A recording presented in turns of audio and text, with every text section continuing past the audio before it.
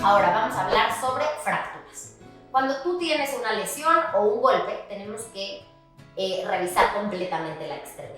Entonces, la forma correcta de revisar una extremidad es siempre de lo más lejos del cuerpo a lo más cerca. Y siempre tenemos que revisar dos articulaciones que estén cerca de donde me golpeé o se golpeó mi hijo o hija. Por ejemplo, si yo me lastimé o se cayó mi hijo del pasamanos y creo que está lastimado el brazo, siempre tengo que revisar muñeca y codo. Y la forma correcta de revisar es haciendo presión con su pulgar. Entonces, lo que quiero que hagan es presionar firmemente con su pulgar toda la longitud de la extremidad. Y ahí van a identificar varias cosas que se asocian a fracturas. Una es dolor en un sitio muy específico. Si ustedes están revisando la extremidad de su hijo y de repente en un punto específico grita, les puedo casi asegurar que ahí puede haber una fractura. Otro signo importante es que no tenga una movilidad adecuada. Es decir, que cuando ustedes le dicen extiende el brazo, no lo puede extender por completo, o doblar por completo, o subir o bajar. Entonces, todas estas cosas las tienen que revisar cuando estén descartando o confirmando una fractura. Tres datos importantes que siempre ocurren en un sitio de fractura es que hay enrojecimiento, calor y hinchazón, o sea, aumento de volumen. Eso siempre pasa en la zona de la fractura. Pero es importante entender que los niños y las niñas tienen unos huesos que son bastante más flexibles que los huesos de nosotros.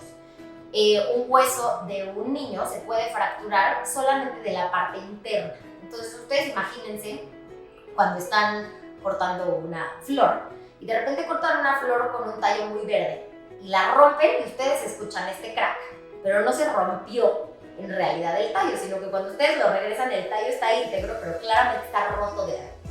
Esas fracturas se llaman fracturas en tallo verde y son las que ocurren normalmente en niñas menores de 10 años. Entonces es importante que ustedes tengan conciencia que no siempre van a ver una deformidad muy evidente, sino que a veces solamente es cuestión de estar revisando y checando cómo mueve la extremidad. ¿Okay? Entonces, datos importantes de fractura extras es que cuando yo reviso el sitio de la fractura y presiono, oigo un ruido que es, bueno, y siento también como si estuviera apachurrando hojas secas.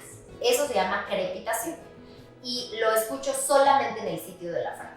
Entonces hemos dado varios datos de cómo sospechar una fractura, pero vamos a enumerarlos, ¿ok? Uno es deformación de la extremidad, eso es muy evidente. 2, enrojecimiento, calor e hinchazón de la zona. 3, que tengan un dolor muy localizado en el sitio donde está ocurriendo la fractura. 4, que tengan alteraciones de la movilidad. O 5, alteraciones de la postura.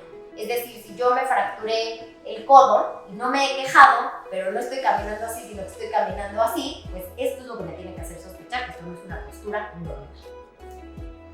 Ahora, ¿qué tengo que hacer si ya identifiqué una fractura? Lo correcto es inmovilizar siempre antes de irse al hospital. ¿Por qué? Acuérdense que todas las acciones que hacemos en una situación de primeros auxilios es para prevenir más lesión. Entonces, vamos a pensar que estos son dos huesos fracturados. Si yo no lo inmovilizo, durante todo el trayecto al hospital, mis huesos se van a ir moviendo así.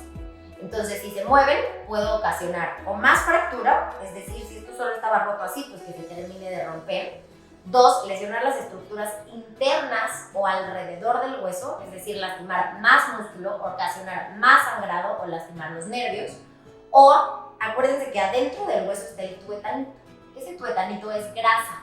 Y esta grasa, si sale del hueso, se puede ir por la sangre y ocasionar una cosa llamada émbolo graso, que es una complicación muy importante de las fracturas.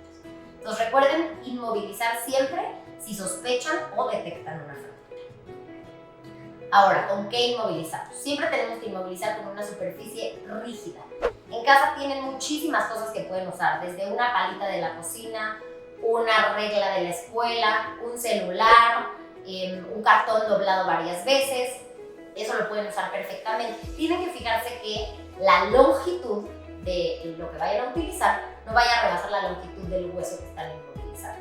Es decir, yo puedo usar un celular si quiero inmovilizar mi mano, ¿no? Porque aquí cuando yo vaya en el trayecto, mi hueso va a ir fijo, no se va a ir moviendo ni así, porque esta es una longitud correcta. Pero si yo utilizo un libro o algo más ancho, entonces mi hueso se va a ir moviendo así. Es muy importante que no usen cosas tan grandes.